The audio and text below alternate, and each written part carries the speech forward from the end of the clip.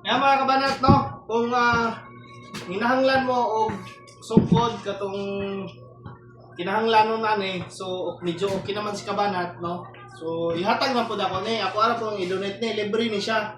So kung kursunada mo, i-message lang ko or mag-comment mo sa comment section kung kinsa may kursunada ani, no? So ang location na ani Saksa, no? So naara yun sa Saksa, Davao City. So Davao City ra yun po daw pwede mga kuan ani or either nasa layo pero depende sa kuan padala sa van or either sa mga kursunada lang, no? Kanang hinanglan ani kay sayang po kayo mga kabanat actually.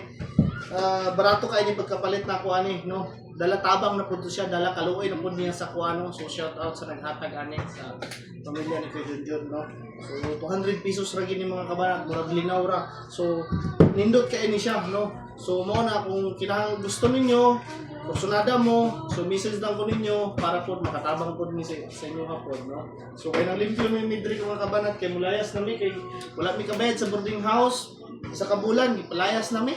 So, amo ang balhinan, abutan kayo tagiya, no? So, nangipos-ipos may nakita na ko ni. So, ako ang ihatag sa inyo ha.